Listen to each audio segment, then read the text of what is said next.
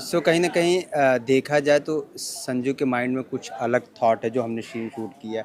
कुछ कन्फ्यूजन में है और बहुत बड़ी मुश्किल से कुछ निकाले हैं। तो ओवरऑल सीक्वेंस क्या शूट हो रहा है? क्या आपके माइंड में चल रहा है? और उनके ऊपर कौन-सी ऐसी मुसीबत आई थी जिसे आपने निकाला?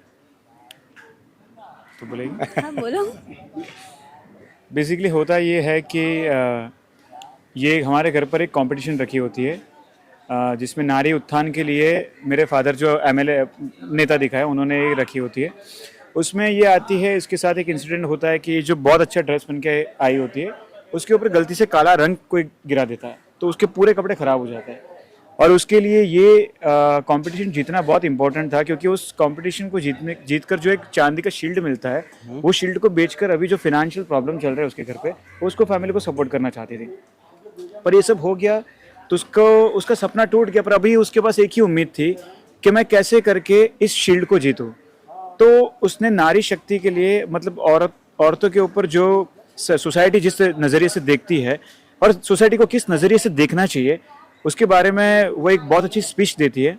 उस स्पीच से सब लोग इंस्पायर होते हैं। जो मेरे फादर जो जिन्होंने ऑर्गेनाइज किया था वो इंस्पायर होता है और वो बाकी सब कंटेस्टेंट में नेहा को विनर घोषित करता है। अच्छा, ये सब होता है। अभी तक हमारे फैमिली में किसी को ये नहीं पता है कि ये वही नेहा शर्मा है जिसके फादर को मेरे फैमिली वाले डिस्टर्ब कर रहे हैं।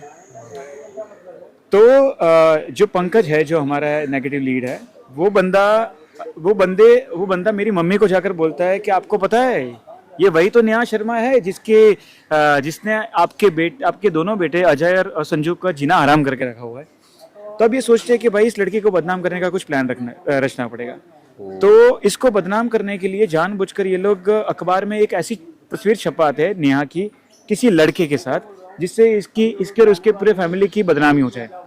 बदनामी होती भी है और बट वो एक्चुअली लड़का नहीं होता है। हाँ, वो लड़की ही होती है, लड़के का रूप लेकर आई होती और है। मैं उसकी मदद करने की कोशिश करती हूँ हाँ। कि वो पूछती है मुझसे कि कहाँ जाना है क्या करना है, तो मैं नॉर्मली ऐसी कोई अगर इंसान पूछेगा तो मदद करने के हिसाब से मैं बोलती हूँ कि देन वो ऐसी चीज़ें कर लेते हैं, ऐसे गिरने वाली होती है, फिर मैं पकड़ लेती हूँ। तो उस समय पे जो पकड़ने वाले होते हैं जब भी, तो उस समय में पर्टिकुलर समय में वो फोटोज़ ले लेता है।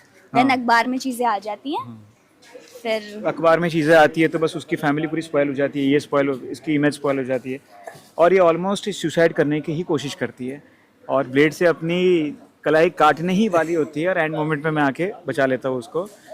पर वही हमारा जो पुराना जो कॉलेज टाइम का जो टशन है वो तो था ही। अभी कहीं ना कहीं संजू को नेहा के प्रति एक सॉफ्ट कॉर्नर सा होना शुरू हुआ है। तो ये शुरुआत हुई है, पता चलना शुरू पहले से था। अब उसको ये रियलाइज होना शुरू हुआ है कि भाई ये दोस्ती से बढ़कर कुछ और है। नेहा, आपसे जानना चाहेंगे जो हमने सुबह सीन शूट किया कहीं ना कहीं कितना डिफिकल्ट हो रहा है या होगा आपके लिए? क्योंकि ये तो इसके बाद का सीन है, इन्होंने आपको बचा लिया, बट उस फेज पे जब आपके पिताजी ने बहुत काफ़ी गुस्से में बुलाया, पूरा पब्लिक थी, तो क्या कहना चाहेंगे? ऑब्वियसली बहुत पेनफुल होता है वो चीज़। अगर आपके पापा जो इतना सपोर्ट करते हैं आपको, हर कदम पे आपको सपोर्ट करते हैं, और उस वक्त आपके पापा भी कुछ नहीं कर सकते बिकॉज ये चीज़ सबके सामने आ चुकी है और सच्चाई को कभी कोई टुकरा नहीं सकता। तो पापा को तो यही लग रहा है ना कि यही सच्चाई है क्योंकि उन्होंने प्रूफ देख लिया।